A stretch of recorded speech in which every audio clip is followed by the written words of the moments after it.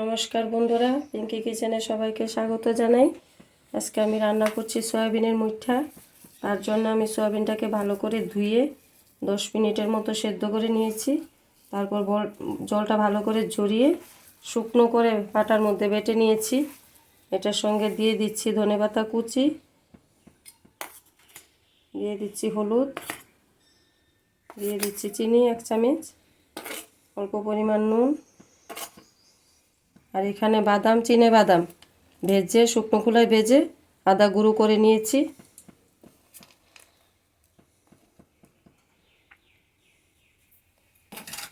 দিয়ে জিরা 1/2 চামচ, ধনের গুঁড়া দিয়ে দিচ্ছি,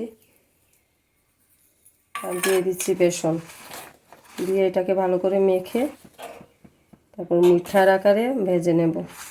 কড়াইয়ের মধ্যে সাদা তেল দিয়ে দিয়েছি গরম হওয়ার জন্য। আগে এটা আমি মেখে নিই। দেখুন আমার মাখা হয়ে গেছে সয়াবিন। এখন আমি মুঠার আকার নিচ্ছি। সবগুলি যাতে ভালো করে মিশে যায়, একটু টাইম নিয়ে মাখাটা মাখলে ভালো। তেল আমার গরম হয়ে গেছে। একসঙ্গে বেশি দেব না, 3-4টা করে ভাজবো।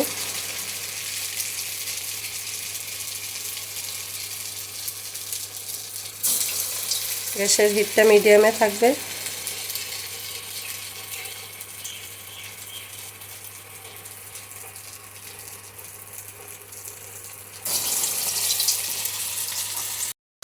এক পিঠ ভাজা হয়ে গেছে, অন্য পিঠটা দিয়ে দিয়েছি। তারপর নামিয়ে নেব। সে কড়া করে ভাজবো না।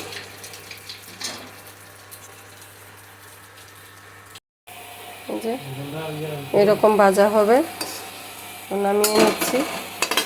আমি বাকি কটা দিয়ে দিই। এইভাবে আমি সবগুলি ভেজে তারপর আসছি।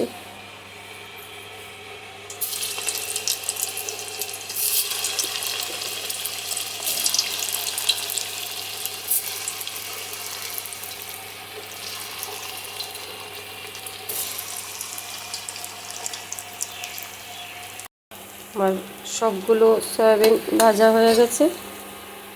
মুঠাগুলি ভাজা শেষ। এখন আমি 3টে আলু ভালো করে সেদ্ধ করে নিয়েছি। আলুটা ভেজে নেব এই তেলে। নুন হলুদ নিয়ে নিয়েছি আলুর সাথে। এই 3টে আলু ভালো করে সেদ্ধ করে নিয়ে ভেজে তুলব।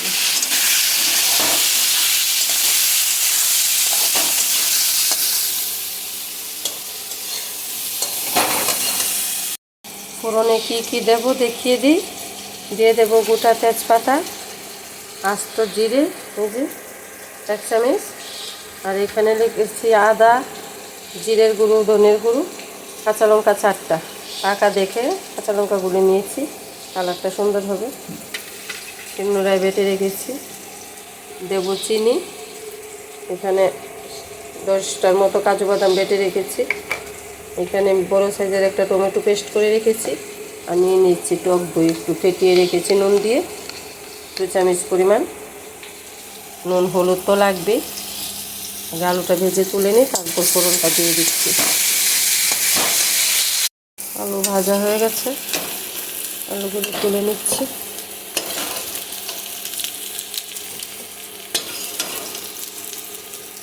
দিয়ে দিয়েছি সর্ষের তেল। পুরো সম্পূর্ণ নিরামিষ রান্না এটা। দিয়ে দেবো তেজপাতা, দিয়ে দেবো 1 চামচের পরিমাণ আস্ত জিরে ফোড়ন। জিরে ভাজা হয়ে গেছে। এখন দিয়ে দেবো আদা, কাঁচা লঙ্কা, জিরের গুঁড়ো, ধনের গুঁড়ো। একটু ভাজা হয়ে আসলে তারপর টমেটো পেস্টটা দেবো। টমেটো দিয়ে দিলে আগে, তাহলে মশলাটা ভাজা ভালো হয় না, মশলার কাঁচা গন্ধ থেকে যায়।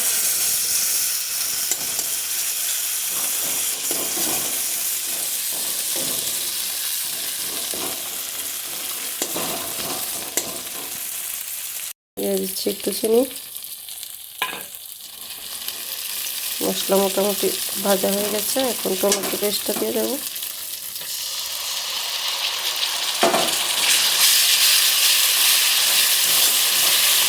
আমার সব মশলা কিন্তু শিলনোড়ায় বাটা।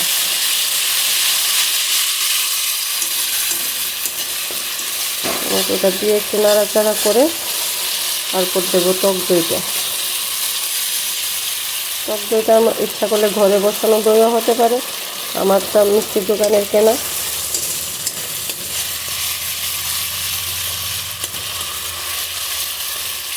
ফ্লেভারটা খুব ভালো আসবে। দিয়ে দেবো কাজু বাদাম বাটা।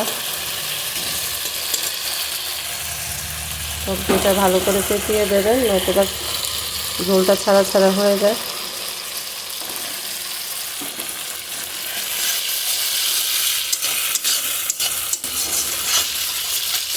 যদি রান্নাটা ভালো লেগে থাকে বন্ধুরা, প্লিজ একটা সাবস্ক্রাইব করে দেবেন। পুরো ভিডিওটা দেখবেন, আশা করি ভালো লাগবে। এভাবে বাড়িতে রান্না করে দেখবেন, খেয়ে কীরকম লাগে কমেন্ট করে জানাবেন।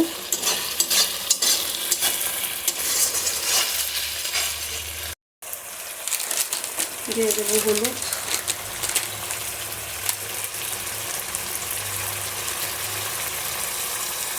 এক চামচের মতো হলুদ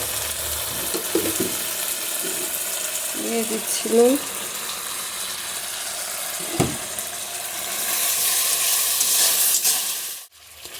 পুরো ভিডিওটা দেখবেন, আশা করি ভালো লাগবে। এভাবে বাড়িতে রান্না করে দেখবেন, খেয়ে কীরকম লাগে কমেন্ট করে জানাবেন।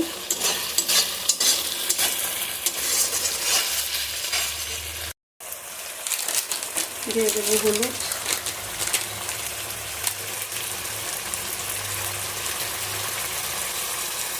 এক চামচের মতো হলুদ দিয়ে দিচ্ছি নুন।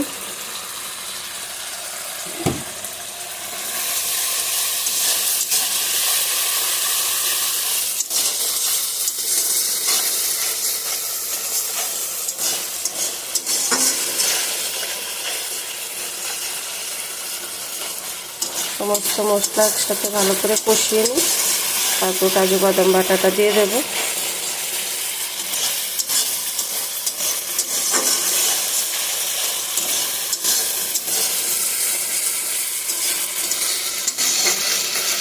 মশলার থেকে তেল ছেড়ে দিয়েছে, এখন দিয়ে দিচ্ছি কাজু বাদাম বাটাটা। কাজু বাদাম বাটা দেওয়ার সঙ্গে সঙ্গে নাড়তে হবে, নাহলে নিচে লেগে যায়।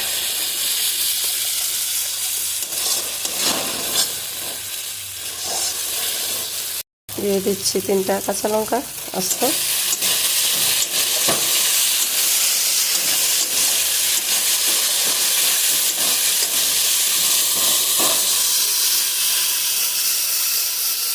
মশলার সাথে দিয়ে দিই, তারপর একটু কষিয়ে জল দিয়ে দেব।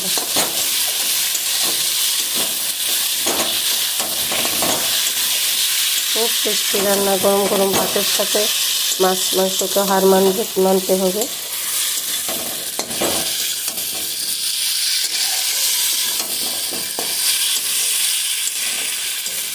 এখন আমার গ্যাসের হিটটা বাড়ানো আছে, মশলা ভালো করে কষে গেছে। এখানে জলটা দিয়ে দিচ্ছি।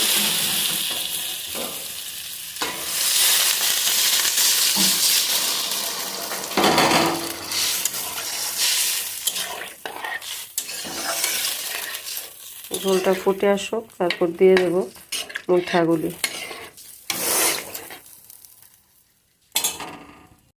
দিয়ে দিচ্ছি গরম মশলার গুঁড়োটা। ঝোলটা এরকম পাতলাই থাকবে, নাহলে ঠান্ডা হলে ঝোলটা টেনে যাবে, যেহেতু এটা মুঠা রসুন দেওয়া আছে।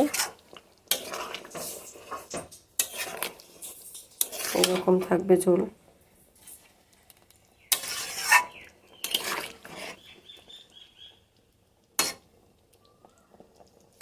রান্না কমপ্লিট, গ্যাসের ফ্লেমটা অফ করে দিচ্ছি। আজকে ভিডিওটা এখানে শেষ করি। ভিডিওটা দেখার অনুরোধ রইল, প্লিজ ভালো লাগলে একটা সাবস্ক্রাইব করে দেবেন।